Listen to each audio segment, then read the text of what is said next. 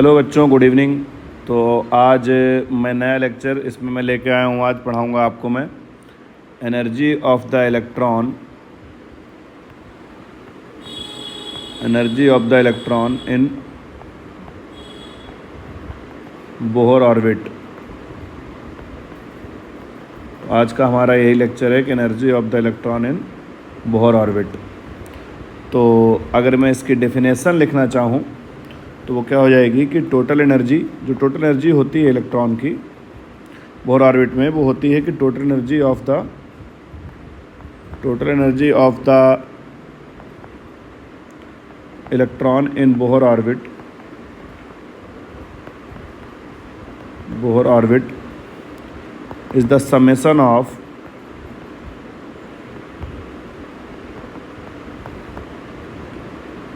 Kinetic energy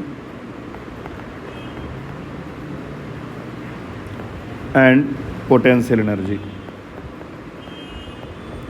kinetic energy and potential energy, ठीक है।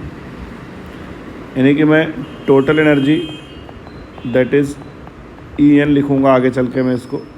तो वो EN का मतलब है कि is the energy nth orbit, किसी n ऑर्बिट में, ठीक है। वो क्या हो जाएगी, पोटेंशियल एनर्जी के बराबर एंड काइनेटिक एनर्जी के बराबर हो जाएगी। तो सबसे पहले मैं बात करूं कि पोटेंशियल एनर्जी का फॉर्मूला क्या होता है। जब कोई दो चार्ज हों तब पोटेंशियल एनर्जी का फॉर्मूला क्या होता है। तो पोटेंशियल एनर्जी होगी जो आपकी, पोटेंशियल एनर्जी बराबर हो जाएगा -K Q1 Q2 upon R। ये जो फॉर्मूला होता है ये होता है आपका फिजिक्स में, 12th की जब फिजिक्स का आप पहला चैप्टर पढ़ोगे वहाँ आपको ये बताया जाएगा पोटेंशियल एनर्जी। फिर भी मैं थोड़ा केमिस्ट्री में जो हो इसकी ज़रूरत तो है नहीं, लेकिन तब भी बता देता हूँ आपको कि जब कोई, जैसे कि ये पॉजिटिव चार्ज है, कोई ये मान लो इसके जैसा सेम चार्ज है, ऐसे ही के अपोजिट चार्ज इनफाइनाइट से लेके आया जाएगा इसके पास तक, तो ये क्या अट्रैक्शन फील करेगा। तो इसको हम धीरे धीरे लेके आएंगे। मान लो यहाँ हमें इसको रखना है तो इनफाइनाइट से इसको लेके आएंगे तो यहाँ तक, इसमें पोटेंशियल एनर्जी लगेगी। अब वो एनर्जी क्या होगी, ये अट्रैक्शन लगा रहा होगा, ये इस इलेक्ट्रॉन पे ये अट्रैक्शन लगा रहा होगा, इसीलिए इस पर क्या सा नहीं चार्ज आ रहा है, नेगेटिव। तो इसी को पोटेंशियल एनर्जी को बोलते हैं। लेकिन इसका लेवल में आपको पढ़ाया जाएगा, थोड़ा फिजिक्स के 12th में पढ़ाया जाएगा आपको, ठीक है। तो काइनेटिक एनर्जी किसी की क्या होती है, काइनेटिक एनर्जी होती है ½ mv² हो जाएगी इलेक्ट्रॉन की, ठीक है। Mass of the electron and velocity of the electron. तो अब यहाँ से समझना ध्यान से कि पहली इक्वेशन जो मैंने अभी आपको लेक्चर नंबर बोहर और एटॉमिक स्ट्रक्चर बोहर मॉडल में पढ़ाया था, तो उसके हिसाब से क्या था कि यानी कि mv²/r इक्वल्स टू kZe²/r²। ये था एक formula, mv²/r equals to kZe²/r²। अगर मैं दोनों तरफ मल्टीप्लाई कर दूं 1/2 का, multiply both side with half, तो क्या हो जाएगा, ये ½ mv², यहाँ से ये कट जाएगा पूरा, और इधर क्या हो जाएगा, ½ kZe²/r। तो आप ध्यान से देखो कि ये क्या लिखा हुआ है। ये आप देखेंगे तो देखो, तो पोटेंशियल एनर्जी तो लिखी हुई है, देखो ये पोटेंशियल एनर्जी तो है, और ये क्या लिखा हुआ है, ये काइनेटिक एनर्जी है। तो मैं बोल सकता हूँ इस फॉर्मूले से कि kinetic energy equals to ½ kZe²/r, ठीक है। तो काइनेटिक एनर्जी क्या हो जाएगी, ½ kZe²/r। एक तो फिर फॉर्मूला ये मिल गया।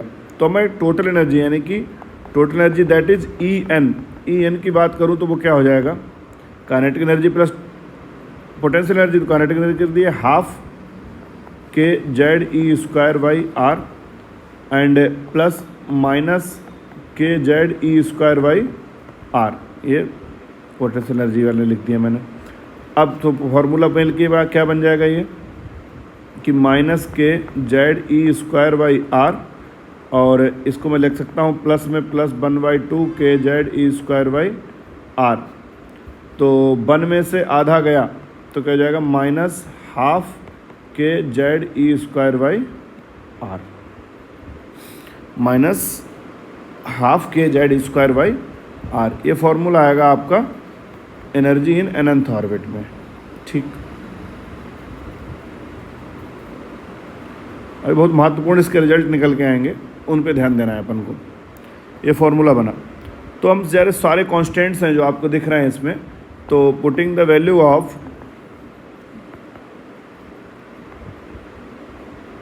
वैल्यू ऑफ ऑल कांस्टेंट्स, कौन कौन इसमें k है और r की वैल्यू भी इसमें हम पुट करेंगे। r की वैल्यू वहाँ से जो 0.529/n² वो सब पुट करेंगे इसमें। तो जो एनर्जी होगी, एनर्जी का जो फॉर्मूला निकल के आएगा nth ऑर्बिट में वो आएगा -13.6 Z²/n² electron volt per atom. ठीक है, इलेक्ट्रॉन वोल्ट पर एटम। तो ये सबसे इम्पोर्टेंट फार्मूला है, -13.6 Z²/n²। यहाँ पर Z क्या है, एटॉमिक नंबर, और n क्या है, शेल नंबर। ठीक है, अब एक फार्मूला ये बन गया। अब दूसरा फार्मूला क्या हो जाएगा, एनर्जी बराबर एक फार्मूला और होता है, वो होता है -1312 Z²/n²। ये हो जाएगा आपका किलो जूल पर मोल में। कई फार्मूले इंपॉर्टेंट हैं इसमें। ठीक, ये हो जाएगा किलो जूल पर मोल में। एक फार्मूला और होता है energy in nth orbit, that is -1312, sorry -1312 नहीं, मैं दोबारा ये वाला फार्मूला लिखे दे रहा था, that is -2.18 into 10⁻⁻18 Z²/n² joule per atom. एक फार्मूला बन गया। 3 फार्मूले हो चुके हैं अभी तक। इसको और लिखना चाहें तो एनर्जी इन nth ऑर्बिट हो जाएगा -2.18 इंटू 10⁻⁻11 इंटू Z²/n² अर्ग पर एटम, क्योंकि 1 जूल बराबर होता है 10⁻7 अर्ग, इसलिए मैंने मल्टीप्लाई कर दिया 10⁻7 का इस वाली इक्वेशन में, पहली वाली इक्वेशन में। तो इसका ये वाला हमारा एक नया फार्मूला, 4 फार्मूले लिख चुका हूँ मैं एनर्जी के। ठीक है, 4 फार्मूले निकल चुका हूँ एनर्जी के। तो कौन कौन सा, -13.6 Z²/n² electron volt per atom, -1312 Z²/n² kilo joule per mole, -2.18 into 10⁻⁻18 Z²/n² joule per atom. ये चीज़ें लिख चुका हूँ मैं, आप ये देख लेना। सबसे इम्पोर्टेंट चीज़ बात कि इनका जो कंक्लूजन निकल के आएगा, ठीक है, वो है सबसे इम्पोर्टेंट, वो है कि energy of the nth orbit वो होती है minus of the kinetic energy. ठीक, तो ये कहाँ से आया, एनर्जी का फॉर्मूला क्या है, 1/2 kZe²/r²। ठीक है, तो काइनेटिक एनर्जी के बराबर ही होता है। देखो ध्यान से देखो, ये क्या है, -1 kZe²/r², और काइनेटिक एनर्जी क्या आई थी, 1/2 kZe²/r। तो सिर्फ माइनस का ही तो अंतर है, तो मैंने क्या लगा दिया, एनर्जी के आगे क्या लगा दिया, माइनस लगा दिया, minus of the kinetic energy. ठीक, और एनर्जी का दूसरा हो जाता है पोटेंशियल एनर्जी डिवाइड बाई 2। तो ये 2 बड़े इंपॉर्टेंट आपके ये कंक्लूजन इसके निकल के आए हैं। ठीक है, इनको भी ध्यान रखा जाए तो ज़्यादा बेहतर होगा। तो मैं आता हूँ, मैं पहले क्वेश्चन की ओर बढ़ता हूँ अपने। क्वेश्चन है, calculate the energy of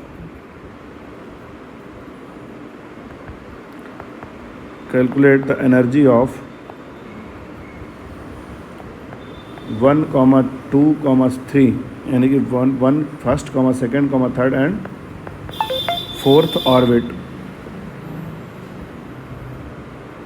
4th orbit of hydrogen atom, helium plus ion, lithium 2+ ion and beryllium 3+ ion. ठीक, सॉल्यूशन पे आता हूँ मैं। तो सॉल्यूशन की बात करें तो फॉर हाइड्रोजन के लिए सबसे पहले सॉल्व करते हैं। हाइड्रोजन का जेड क्या होता है, एटॉमिक नंबर 1, और उसके लिए एन की वैल्यू 1 ले लिया जाए तो क्या हो जाएगा, एनर्जी क्या हो जाएगी आपकी -13.6। जेड की वैल्यू कितनी हो जाएगी, जेड की वैल्यू 1 और एन की भी वैल्यू 1, तो कितना हो जाएगी -13.6 इलेक्ट्रॉन वोल्ट। यानी कि हाइड्रोजन के फर्स्ट सेल में हाइड्रोजन की फर्स्ट बोहर ऑर्बिट की एनर्जी कितनी होती है, 13.6 -13.6। अगर मैं इसी में एन की वैल्यू, जेड तो बनी रहेगा, और एन की वैल्यू अगर 2 ले ली जाए तो एनर्जी क्या हो जाएगी -13.6 इंटू जेड के स्क्वायर, 1 का स्क्वायर ही हो जाएगा अपॉन 2 का स्क्वायर, ये क्या हो जाएगा -13.6 अपॉन 4, ये हो जाएगा आपका -3.4 इलेक्ट्रॉन वोल्ट। ठीक, तो एन बराबर अगर आप 3 लोगे तो एनर्जी क्या हो जाएगी, ये आपको याद रखनी पड़ती हैं सारी। तो -13.6 इंटू 1/9 डायरेक्ट कर रहा हूँ मैं, और ये हो जाएगी आपकी 1 पॉइंट समथिंग आएगी, 1.51 -1.51 इलेक्ट्रॉन वोल्ट। 1.51 नहीं आएगी शायद, इसको कैलकुलेट करना पड़ेगा मुझे, तो 1 मिनट में देखता हूँ उसको कैलकुलेट करके।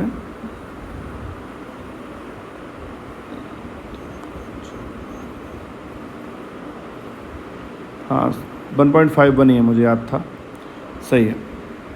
अगर एन की वैल्यू 4 ले लिया जाए तो एनर्जी कितनी आ जाएगी, -13.6 इंटू 1/16, ये जाएगी आपकी -0.85 electron volt.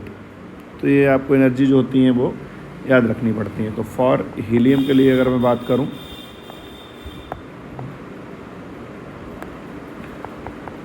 For helium plus ion के लिए, तो इसका एन कितना हो जाएगा, एन की वैल्यू 1 के लिए सॉल्व करेंगे। इसके लिए जेड कितना रहेगा, जेड आपका रहेगा 2, और एन की वैल्यू 1 के लिए सॉल्व करूँगा मैं, तो कितना हो जाएगा ये। यहाँ पे आप एक काम कर सकते हैं, एनर्जी निकालनी है आपको इसकी फर्स्ट सेल की, तो -13.6 इंटू जेड स्क्वायर करूँगा मैं, तो जेड स्क्वायर अपॉन एन की वैल्यू कितनी रखूँगा मैं, एन की वैल्यू 1 रखूँगा।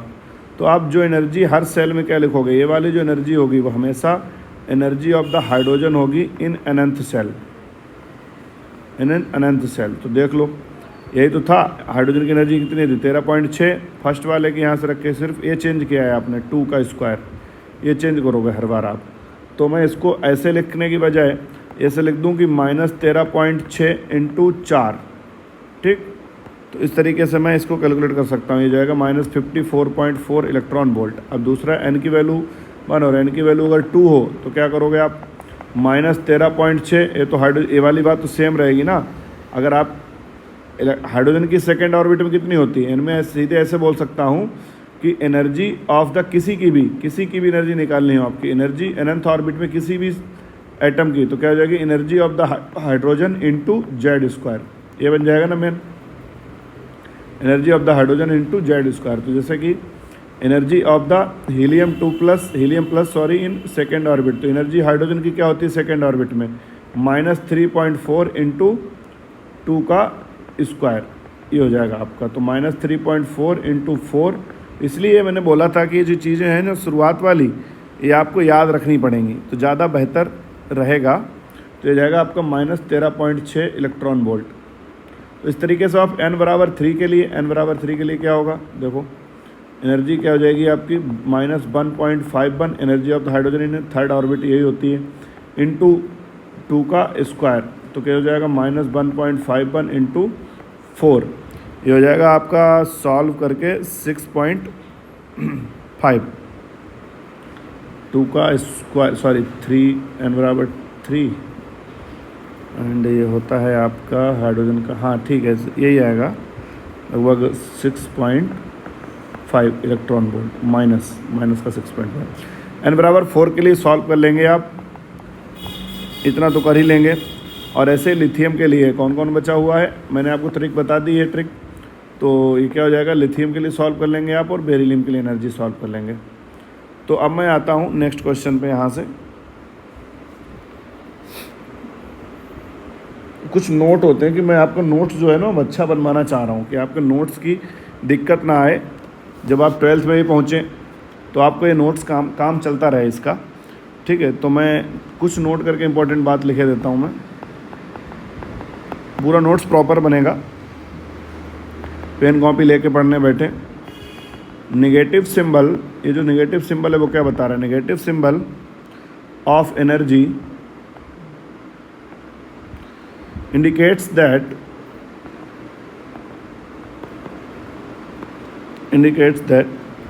there is attraction between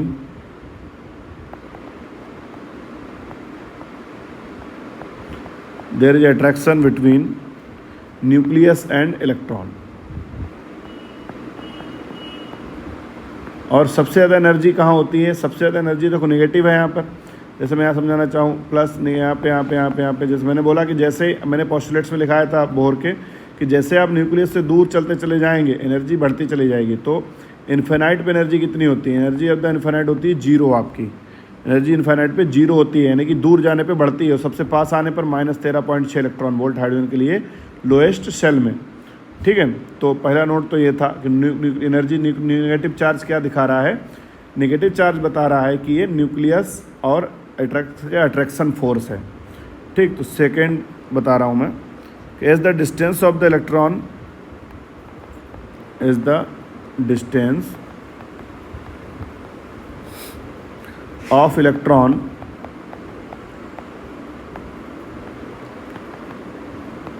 from the nucleus increase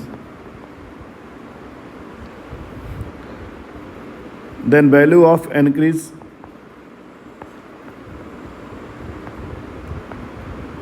value of n increases, that means energy also increases।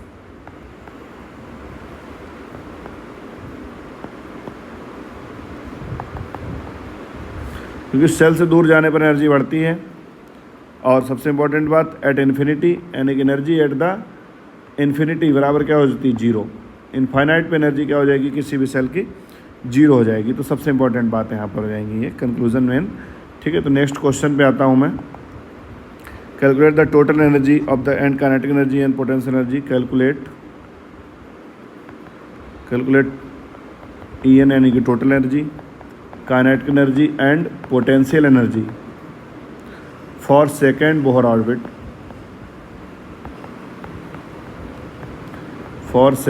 Orbit, for element that has atomic number 10। लिखने का या calculate या मतलब लैंग्वेज का तरीका हो जाता है, वो तो आपको पता ही कि एटॉमिक नंबर 10 किसका होता है, ठीक है, सोडियम का होता है, लेकिन ये लिखने का तरीका हो जाता है। तो मैं बात करता हूँ कि टोटल एनर्जी कितनी हो जाएगी। टोटल एनर्जी की बात करता हूँ मैं, तो एनर्जी बराबर क्या होता है -13.6 इंटू Z²/n²। तो Z कितना है यहाँ पर सेकेंड बोहर ऑर्बिट, यानी कि Z तो 10 दिया हुआ है एटॉमिक नंबर, सॉरी n कितना दिया हुआ है, n तो मैं बोला सेकेंड ऑर्बिट, n की वैल्यू क्या जाएगी 2। तो -13.6 इंटू ये Z की वैल्यू कितनी है 10 का स्क्वायर और अपॉन 2। तो ये वैल्यू कितनी आती है, इसको अगर मैं सॉल्व करूँगा तो ये आ जाएगा आपका, ये energy of the hydrogen in second orbit कितनी होती है सॉल्व करके, अगर मैं सॉरी इसका स्क्वायर नहीं किया मैंने, मैं इसका स्क्वायर कर देता हूँ, 2 का स्क्वायर ये 4 हो जाएगा। तो ये जो energy of the hydrogen into वही वाला फार्मूला लगा लूँ तब भी हो जाएगा, यानी कि energy of the hydrogen into 10 का स्क्वायर। तो सेकेंड बोहर ऑर्बिट में एनर्जी कितनी होती है, वो होती है आपकी -3.4 हाइड्रोजन की एनर्जी और इंटू 100, तो कितना हो जाएगा ये -340 इलेक्ट्रॉन वोल्ट, यहाँ से आ जाएगा। या इसको पूरी कैलकुलेशन करते रहो तब भी आंसर यही आएगा। तो स्मार्ट बनो, लेबर नहीं हो, इंजीनियर या डॉक्टर बनने जा रहे हो तो थोड़ा स्मार्ट बनो। सीधे यहाँ से लिख देता हूँ मैं, एनर्जी ये आ जाएगी आपकी, ठीक है। Total energy. अब मैं बात करूं टोटल एनर्जी है तो पोटेंशियल एनर्जी क्या हो जाएगी। आपको एक रिलेशन बताया था अभी मैंने कि एनर्जी बराबर क्या होता है, minus of the kinetic energy. तो काइनेटिक एनर्जी बराबर क्या हो जाएगा, माइनस ऑफ द एनर्जी। तो काइनेटिक एनर्जी क्या लिख सकता हूँ मैं, minus and minus of the 340, तो कितना हो जाएगा, प्लस 340 इलेक्ट्रॉन वोल्ट। ठीक है, एक आंसर हमारा ये आ गया यहाँ से। काइनेटिक एनर्जी को मैं लिख सकता हूँ इस तरीके से। ठीक, नेक्स्ट बात करता हूँ मैं पोटेंशियल एनर्जी क्या होगी। तो मेरी थोड़ी बोर्ड प्रेजेंटेशन काफ़ी भद्दी हो जाती है, इसको मैं इधर कर लेता हूँ।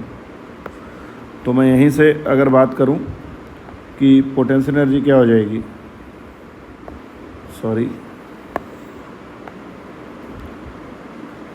पोटेंशियल एनर्जी की अगर मैं बात करूं तो पोटेंशियल एनर्जी बराबर क्या हो जाता है, minus of the total energy. यानी कि एनर्जी बराबर क्या होता है, पहले समझ लो, पूरे फॉर्मूला लिखा देता हूं। एनर्जी बराबर क्या होता है, minus of the potential energy divide by 2। तो पोटेंशियल एनर्जी बराबर क्या हो जाएगा, 2 इंटू एनर्जी इन, और आगे आ जाएगा माइनस आ जाएगा इसके।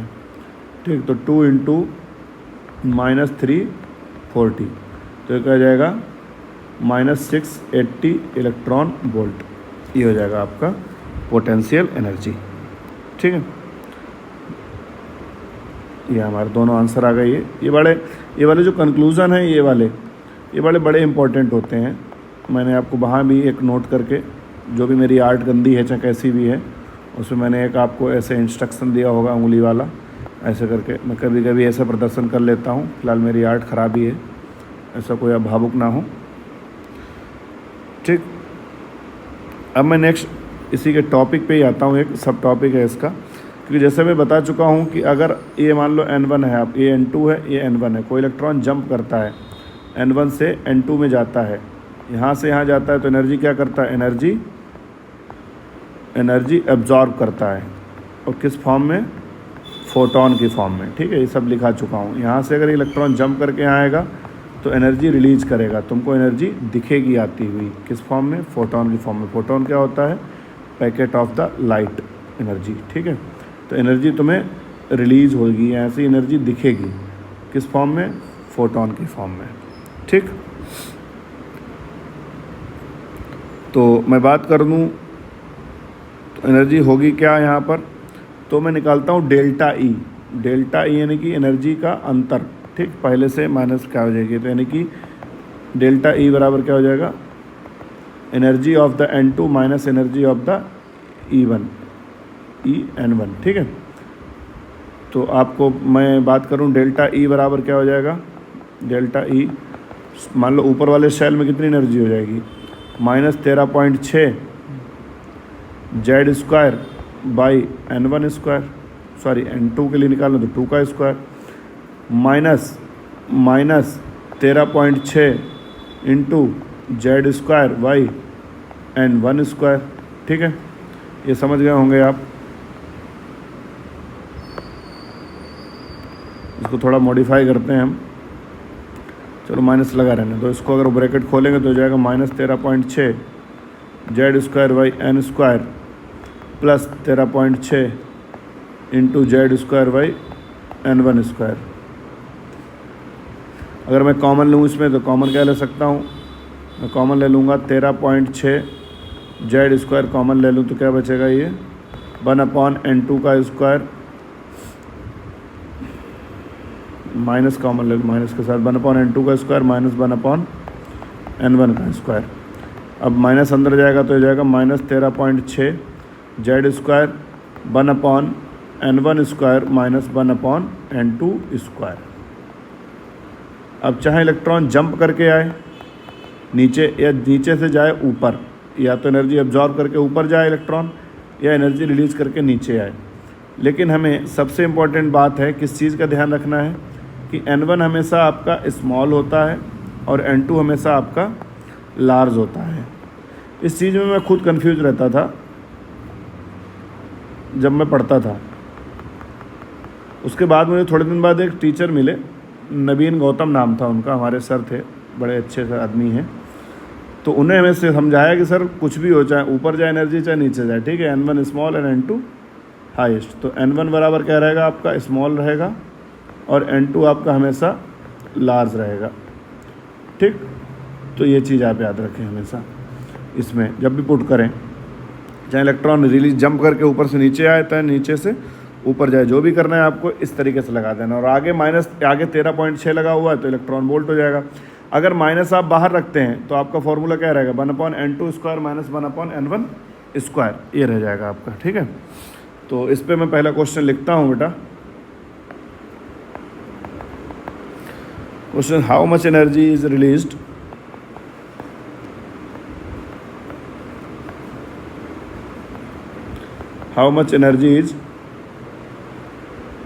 Released when electron of the lithium 2 plus ion jump from 5th excited state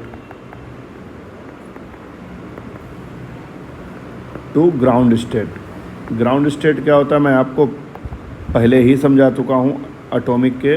जिन्होंने मेरा लेक्चर ना देखा हो वो जाके देख सकते हैं। एटॉमिक स्ट्रक्चर का जो मैंने बोहर मॉडल वाला रिलीज़ किया था उसमें आप देख सकते हैं। सॉल्यूशन में लिख रहा हूँ इसका।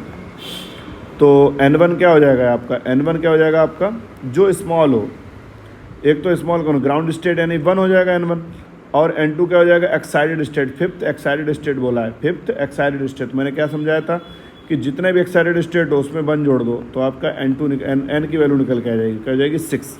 ठीक, तो N1 आ गया, N2 आ गया। Z क्या हो जाएगा, Z हो जाएगा आपका 3 दिया गया है। फॉर्मूला क्या होता है यहीं लिख देता हूँ मैं, एनर्जी बराबर delta E 13.6 Z square 1/N1 square minus 1/N2 square. नीचे आ जाइए तो डेल्टा E बराबर क्या हो जाएगा, 13.6 Z की वैल्यू 3 का स्क्वायर 1 का स्क्वायर माइनस 1/6 का स्क्वायर। तो क्या हो जाएगा ये 13.6 इंटू 9 1/1 माइनस 1/36। इसे सॉल्व करोगे तो 13.6 इंटू 9 ये 35/36 हो जाएगा LCM। इतना तो आता ही होगा भगवान के पास तुम्हें। ठीक, ये जो पूरा सॉल्व करेंगे वो हो जाएगा हमारा एनर्जी बराबर आएगा, ये आप खुद कर लेंगे यार, इसमें थोड़ा कैलकुलेशन बड़ी दिक्कत होती है हमको।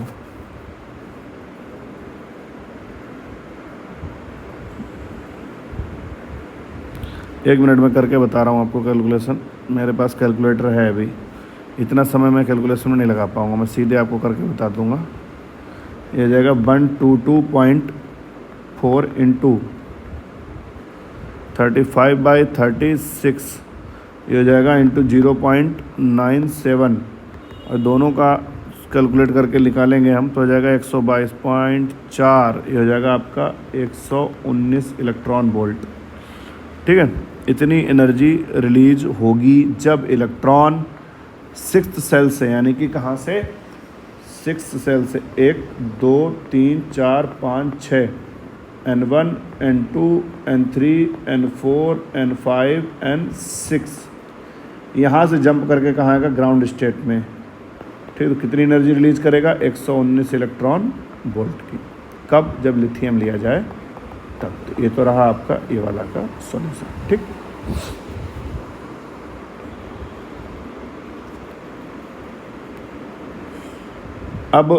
अब इसमें हर बार अगर मैं कभी पूछ ले कि कब एनर्जी मिनिमम होगी कब एनर्जी मैक्सिमम होगी, तो हर बार इतना तो लगाने नहीं बैठेंगे। तो ट्रिक की बात करें अगर मैं, ट्रिक से पहले आप एनर्जी, एक प्लैंक कांस्टेंट का फॉर्मूला याद रखें, एनर्जी इक्वल्स टू hc/λ, या एनर्जी बोल सकता हूँ मैं energy equals to h nu. Nu क्या होता है यहाँ पे, न्यू होता है आपका फ्रीक्वेंसी, और लैम्डा क्या होता है, wavelength.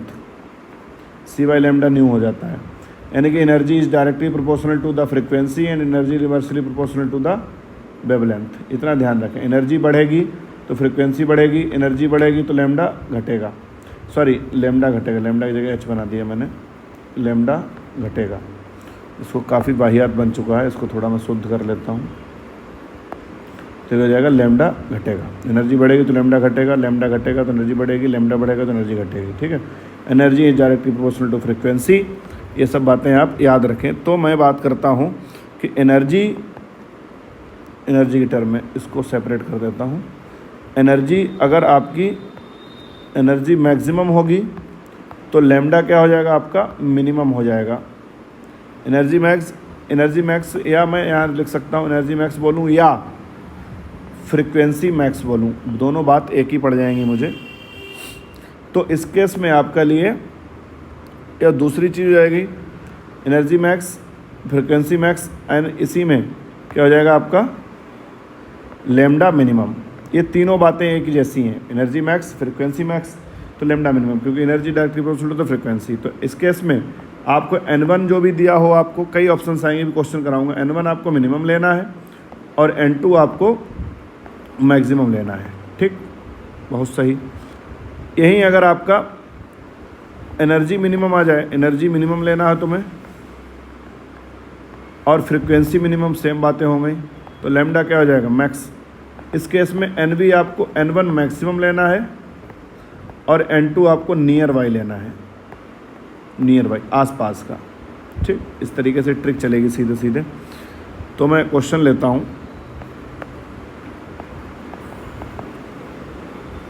For which of the following transition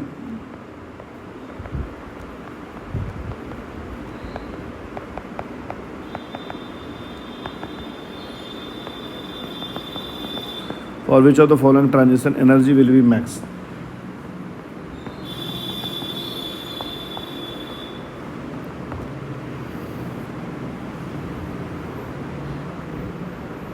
तो पहले क्वेश्चन के 4 ऑप्शन है। ठीक है, ए ऑप्शन है आपका 2 से 3, इसी में बी ऑप्शन है आपका 3 से 4, सी ऑप्शन है 2 से 4 और डी ऑप्शन है आपका 3 से 5। इसी में दूसरा क्वेश्चन है, इस वाली लैंग्वेज का दूसरा क्वेश्चन है। ए है आपका 3 से 5, बी है आपका 4 से 5 और सी है आपका 5 से 6 और डी है आपका 7 से 8। इसी में तीसरा क्वेश्चन है कि ए है आपका 2 से इनफाइनाइट, बी है आपका 1 से 2 और सी है 4 से 15 मान लो और डी है, मान के लो लिखाइए 1 से इनफाइनाइट। क्वेश्चन क्या पूछा है कि for which of the following transition energy will be maximum. Energy maximum के लिए क्या केस बताया था मैंने, N1 मिनिमम होना चाहिए, N2 मैक्सिमम होना चाहिए। इन चारों ऑप्शंस में आप देखो N1 मिनिमम किसके पास है। एक तो ये 2 है और एक ये 2 है। 3 वाले बेकार हैं, हमारे काम के नहीं है, जिनमें N1 मैक्सिमम आ रहा है। तो ये भी हमारे काम का नहीं है, ये भी हमारे काम का नहीं है और ये भी काम का नहीं है। तो N1 मिनिमम एक तो इनमें है, एक तो इनमें है। अब N2 मैक्सिमम होना चाहिए, तो यानी कि इसमें 4 है, इसमें 3 है, तुम्हारा एक्सम सी ख़त्म हो गया। अगर यही आप फार्मूला लगाने बैठ गए, डेल्टा E बराबर -13.6 Z² ये पूरा लगाने बैठ गए तो आपके तोते उड़ जाएंगे लगाते लगाते 4 ऑप्शन में निकालने में। तो कंपेयर करना आसान नहीं हो पाएगा, इस वाली ट्रिक से आसानी से हो जाएगा। इसमें देखो सवाल वही है, एनर्जी कैसी होनी चाहिए, मैक्सिमम होनी चाहिए। तो N1 क्या होना चाहिए आपका मिनिमम, पहले ही मिनिमम है, ख़त्म, देखते ही, और कुछ आपको देखना ही नहीं है। इसमें क्या हो जाएगा, आपको हमेशा ऑप्शन ऐसे ही लगा के देगा ताकि आपके आंसर इस वाली ट्रिक पे ही बैठें, क्योंकि वो नहीं चाहता कि 3 मिनट से ज़्यादा आप ख़त्म करें। 2 से इनफाइनाइट, 1 से 2, 4 से, यानी कि 1 से इनफाइनाइट ख़त्म। एक यानी कि सबसे मिनिमम कौन है, एक तो ये है, एक ये है, और इसमें मैक्सिमम कौन है, 2 और इनफाइनाइट में डेफिनेटली इनफाइनाइट मैक्सिमम है। ठीक, तो क्वेश्चन ख़त्म हो गया, ये बहुत सिंपल था। अगला क्वेश्चन और लिख रहा हूँ मैं इसी related, wavelength will be max. तो पहले क्वेश्चन का ए ऑप्शन है आपके पास 2 से 3, बी ऑप्शन है 3 से 4, सी ऑप्शन है, सॉरी पहले क्वेश्चन लिख दिया यार मैंने तीनों, क्या है ना, भूख का समय हो रहा है मेरा, तो अब दिक्कत होने लग गई। ऑप्शन पहले क्वेश्चन का ऑप्शन ए है आपका 6 से 8, बी है 4 से 5, सी है 6 से 8, सॉरी यार फिर से 6 से 8 हो गया, ये 6 से 9, और डी है 3 से 4। ठीक। दूसरे क्वेश्चन का पहला ऑप्शन यानी कि ए ऑप्शन 2 से 7, बी ऑप्शन 1 से इनफाइनाइट, और सी ऑप्शन 3 से 10, और डी ऑप्शन 4 से 12। ठीक है भैया, देखते हैं। पहले में क्या वेवलेंथ मैक्स होना चाहिए। वेवलेंथ मैक्स के लिए कंडीशन क्या थी मेरे लाल, N1 मैक्स होना चाहिए और N2 उसके नियर बाई होना चाहिए। ठीक है, तो N1 मैक्स होना चाहिए। N1 मैक्स यानी सबसे ज़्यादा N1 किसमें, एक ही है और एक ही है, और N2 उसके नियर बाई होना चाहिए। ठीक, सबसे पास में होना चाहिए। तो 8, 6 के करीब में 8 है कि 9 है, 8 करीब में, बस ख़त्म। देखते ही, कोई ज़्यादा बुद्धि का प्रयोग नहीं करना है, वैसे ही आप लोगों में कम है, मेहनत करते नहीं हो। ठीक है, 2 से लेकर 7 तक एक से, यानी कि इसमें क्या हो जाएगा, मैक्स क्या है 4, और 4 मैक्स फाइंड कर लिया और बस वही ख़त्म कर दो यहाँ पर, ये है। ठीक, तो ये तो रही बात एनर्जी की। अब एनर्जी में भी कई टाइप की होती हैं, जैसे कि आयनाइजेशन एनर्जी, ठीक है, separation energy, binding energy. Binding energy को सेपरेशन एनर्जी बोलते हैं, या एक्साइटेशन एनर्जी। ये डिफरेंट टाइप की जो एनर्जी होती हैं, 4 टाइप की, वो आपको अगले लेक्चर मिल जाएंगी। और इससे पहले का जो लेक्चर हैं कौन कौन से हैं, जैसे कि बोहर रेडियस हो गया, और बोहर रेडियस हो गया, उसके अलावा हो गया बोहर एटॉमिक मॉडल, उसी में बोहर रेडियस पढ़ाया मैंने, और velocity of the electron in Bohr cell. ठीक है, सेल में वेलोसिटी कितनी होगी इलेक्ट्रॉन की, ये दोनों लेक्चर इससे पहले वाले में मैंने पढ़ा चुका हूँ। ठीक है, तो वो आपको मिल जाएंगे वहाँ पर, और इसका आप रिवाइज़ करें, और जो भी सजेशन हो या कोई भी क्वेरी हो तो आप कमेंट में मुझे ज़रूर बताएं। ठीक है, तो थैंक यू, मिलते हैं आपसे अगली क्लास में। एनर्जी की ही जिसमें मैं पढ़ाऊँगा आपको आयनाइजेशन एनर्जी, सेपरेशन एनर्जी, या बाइंडिंग एनर्जी, या एक्साइटेशन एनर्जी। ठीक है, डिफरेंट टाइप की एनर्जी पढ़ाऊँगा। ठीक है, थैंक यू।